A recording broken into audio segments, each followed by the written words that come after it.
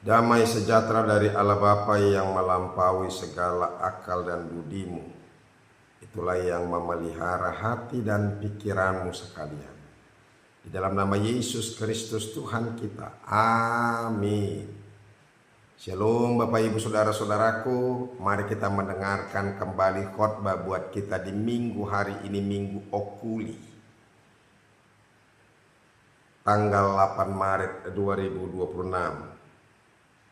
Firman Tuhan yang diambil dari 1 Tawari pasal yang ke-22 ayat yang ke-14 sampai ayat yang ke-19 dengan topik minggu mengarahkan hati dan jiwa untuk mencari Tuhan. Saya akan bacakan firman Tuhan ini buat kita. Mari kita dengarkan baik-baik. Sesungguhnya sekalipun dalam kesusahan, Aku telah menyediakan untuk rumah Tuhan itu 100.000 talenta emas dan 1.000.000 talenta perak dan sangat banyak tembaga dan besi sehingga beratnya tidak tertimbang. Juga aku telah menyediakan kayu dan batu, tetapi baiklah engkau menambahnya lagi. Lagi pula engkau mempunyai sangat banyak pekerja, yakni pemahat-pemahat batu, tukang-tukang batu dan kayu, dan orang-orang yang ahli dalam segala macam pekerjaan, emas, perak, tembaga, dan besi, yang tidak terhitung banyaknya. Mulailah bekerja, Tuhan kiranya menyertai engkau. Dan Daud memberi perintah kepada segala pembesar Israel itu untuk memberi bantuan kepada Salomo, anaknya, katanya, bukankah Tuhan Allahmu menyertai kamu dan telah mengaruniakan keamanan kepadamu ke segala penjuru? Sungguh, Ia telah menyerahkan penduduk negeri ini ke dalam tanganku, sehingga negeri ini takluk ke hadapan Tuhan dan kepada umat-Nya. Maka sekarang arahkanlah hati dan jiwamu untuk mencari Tuhan Allahmu. Mulailah mendirikan tempat kudus Tuhan Allah, supaya tabut perjanjian Tuhan dan perkakas kudus Allah dapat dibawa masuk ke dalam rumah yang didirikan bagi nama Tuhan. Demikianlah firman Tuhan. Bapak Ibu Saudara-saudaraku yang dikasihi Yesus Kristus, mari kita jujur dan bertanya ke dalam hati kita. Masalah apakah yang paling menyita perhatianmu akhir-akhir ini? Apakah itu karena tagihan yang menumpuk, hutang yang begitu banyak, atau vonis dokter yang menakutkan, atau keretakan dalam rumah tangga yang masih belum bisa pulih? Atau beban apakah yang membuat fokusmu teralihkan dari wajah Tuhan dan justru engkau tertunduk lesu memandang kepada kesulitanmu? Mungkin tanpa sadar, saudara-saudara, kita telah menempatkan kekhawatiran kita itu di atas tahta hati kita. Berhati-hatilah untuk itu. Jangan sampai kekhawatiranmu bertahta di atas hatimu. Bapak Ibu, mungkin ini ada lagi pertanyaan yang lebih dalam. Adakah sesuatu yang lebih berharga dari Tuhan di dalam hidupmu? Jika hatimu terasa dingin dan jiwamu terasa hampa, camkanlah baik-baik.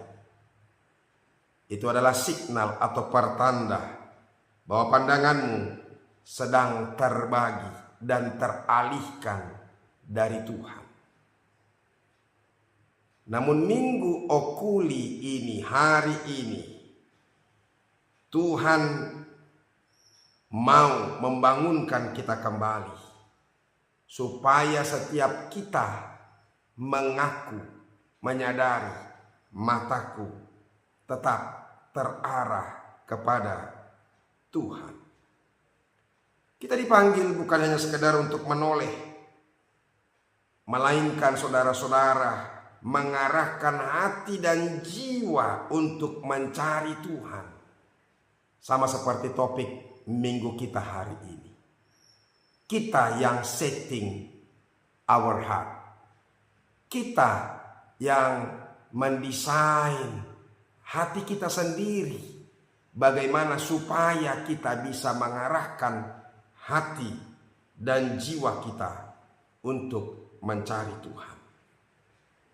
Nah, melalui nats firman Tuhan hari ini saudara-saudara, kita mau diteguhkan kembali dengan peristiwa tentang Daud yang pada saat itu akan mengalami masa transisi, yaitu dari seorang raja yang harus menyerahkan tongkat kerajaannya kepada anaknya Salomo. Apa yang terjadi saudara-saudara ketika masa transisi itu? Dia mengalami pergumulan yang begitu berat. Tadi dikatakan saudara-saudara di ayat yang ke-14, sesungguhnya sekalipun dalam kesusahan. Artinya apa saudara-saudara? Raja Daud dalam keadaan yang susah. Tapi saudara-saudara, pandangannya tidak teralihkan daripada Tuhan. Fokus dan tujuannya tidak pernah teralihkan dari Tuhan. Bapak Ibu saudara-saudara, apa yang mau kita renungkan dari firman Tuhan ini? Yang pertama saudara-saudara, militansi dalam keterbatasan. Sekali lagi, tadi Daud berkata, sesungguhnya sekalipun dalam kesusahan, aku telah menyediakan untuk rumah Tuhan itu. Saudara-saudara, iman yang sejati tidak membutuhkan kondisi ideal untuk tetap berbuah. Iman itu yang sejati itu tidak membutuhkan situasi dan kondisi yang baik untuk kita boleh boleh tetap bertahan, bahkan berbuah dalam kehidupan kita. Daud tidak menunggu masa jaya yang tenang untuk mempersiapkan bait Allah. Ia mengerjakan justru di tengah peperangan dan kesukaran. Tujuan dan fokus kehidupannya tidak teralihkan sekalipun dia sedang mengalami kesusahan. Apa yang menjadi goal dalam kehidupannya, yaitu Tuhan dan bangkitnya bait Allah, terbangunnya bait Allah, itu tetap, dan dia teguh memegang janjinya sekalipun dalam kesusahan. Ini yang disebut saudara-saudara militansi rohani. Militansi rohani adalah kemampuan untuk tetap berkata ya kepada Tuhan saat keadaan di sekitar kita berkata tidak. Jangan biarkan kekuranganmu menjadi alasan untuk berhenti melakukan yang terbaik bagi tujuanmu. Jangan biarkan kekuranganmu menjadi alasan untukmu berhenti melayani. Jangan jadikan kekuranganmu itu menjadi alasan untukmu melakukan janjimu. Jadikan keterbatasanmu sebagai panggung bagi kuasa Tuhan untuk bekerja secara luar biasa. Karena justru dalam kekuranganlah di situ Tuhan akan semakin bekerja. Tetap saja fokus. Tetap saja pada militansi tujuan kehidupan. Apa yang menjadi tujuan? Yang kedua, panggilan untuk bertindak. bangunlah dan kerjakanlah. Itu dikatakan tadi di ayat 16. Maka bersiaplah, mulailah bekerja. Tuhan kiranya menyertai engkau. Ini adalah perintah yang menggugah. Banyak orang, saudara-saudara, saat ini terjebak dalam kelumpuhan spiritual. Berdoa, bahkan terus berdoa, tapi tidak pernah melangkah. Berdoa, terus berdoa, tapi tidak bekerja. Ora et labora.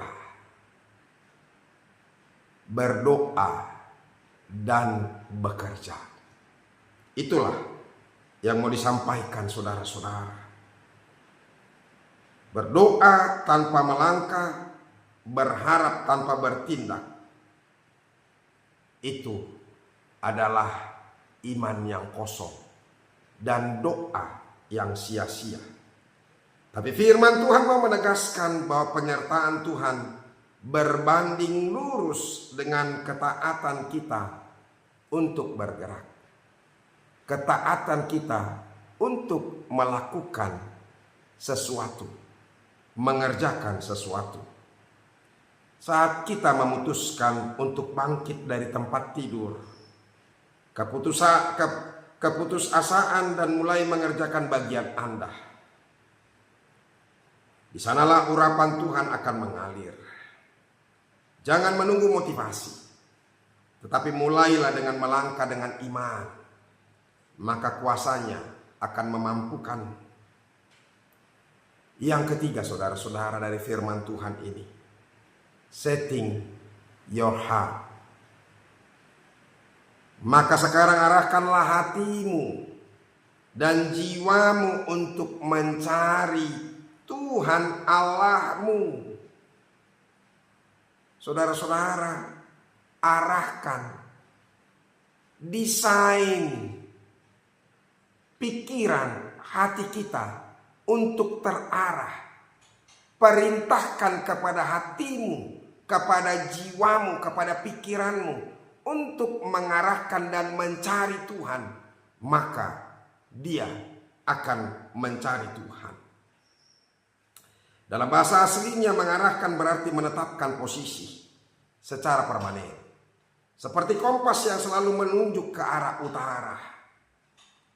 Setting your heart adalah keputusan radikal untuk tidak membiarkan perasaan atau situasi yang menentukan arah hidup kita.